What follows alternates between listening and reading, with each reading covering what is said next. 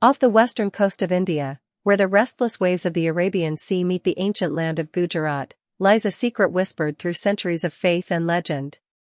A city, said to be built by the divine hands of Lord Krishna himself.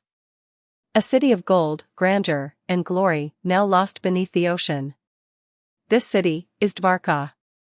For generations, Dwarka was spoken of only in sacred texts and epics. A jewel of Krishna's kingdom. A city so magnificent that even the gods were said to admire its beauty.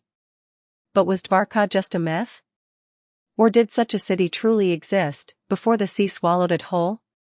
Today, we journey into the heart of this mystery, to uncover the legend, the history, the science, and the enduring faith behind Krishna's Dwarka. To understand Dwarka, we must first understand Krishna. Krishna is more than a figure in Indian mythology. He is a statesman, a warrior, a philosopher, and above all, the divine protector of Dharma. The Mahabharata tells us that Krishna, leader of the Yadava clan, faced constant attacks from the powerful king Jarasandha of Magadha. To safeguard his people, Krishna made a bold decision. He would move the Yadavas from Mathura to a new city, far away from the threat of war. And so, by divine vision, he chose the western shores of Gujarat, where land met sea.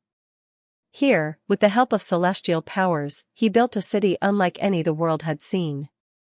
This was Dwarka, the gateway to heaven. Scriptures describe Dwarka as a city beyond imagination. It was said to contain 70,000 palatial mansions, each built with crystal, silver, and precious gems. Its streets were wide and well-planned, its markets filled with treasures, and its harbors bustling with ships from distant lands. The Harivamsa Purana tells us that Dwarka was built in a single day by divine architects. It was connected by bridges, dotted with beautiful gardens, and filled with music, laughter, and devotion. This was no ordinary city. Dwarka was both the political capital of Krishna's Yadava kingdom and the spiritual center of his devotees. From here, Krishna ruled with wisdom and compassion. From here, he guided the Pandavas during the great Mahabharata war. And from here, he lived out his final days on earth. But legends say Dwarka was never meant to last forever. According to the Bhagavata Purana, after Krishna left the world, a curse fell upon the Yadava clan.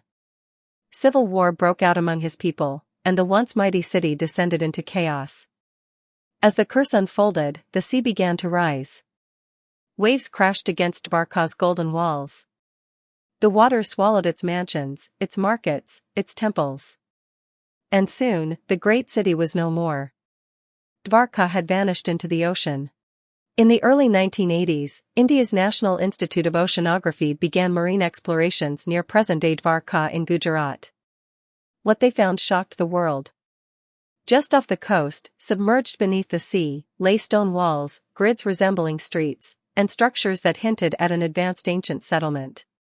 In 2001, another major discovery was made in the Gulf of Khumbat. Sonar images revealed symmetrical formations, walls, pillars, and possible foundations, lying deep underwater.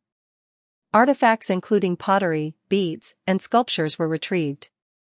Some of these items, when carbon dated, suggested ages as old as 9,000 years. If accurate, this would make Dwarka one of the world's oldest known cities, predating even the Indus Valley civilization. Marine archaeologists have documented streets, reservoirs, and fortified walls echoing the descriptions found in ancient texts. Could it be that Dwarka was not just mythology, but an advanced city that once thrived, only to be swallowed by the sea? These discoveries have fueled intense debate. Some historians argue that the ruins found underwater belong to later medieval settlements, and not Krishna's Dwarka. Others believe the scale, planning, and age of the remains point to something far older, perhaps the very city described in the Mahabharata. The sea, of course, guards its secrets well. Erosion, shifting sands, and natural decay make it nearly impossible to confirm with certainty, but whether we call it Dwarka or not, the evidence suggests that advanced civilizations once flourished along India's western coast, long before history books tell us they did. Today, Dwarka is more than just a mystery beneath the sea. It is one of India's holiest pilgrimage sites. The Dwarkadish temple, dedicated to Lord Krishna, stands tall in the modern city of Dwarka, Gujarat. Built in the medieval era, the temple is said to rest on the very land where Krishna once walked.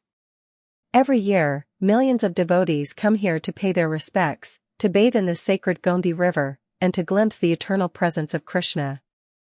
Festivals like Janmashtami transformed Dwarka into a sea of devotion, with chants, music, and lights that echo the glory of the lost city. For believers, Krishna's Dwarka was real. And no ocean could ever drown the spirit of that city. Dwarka is not just history.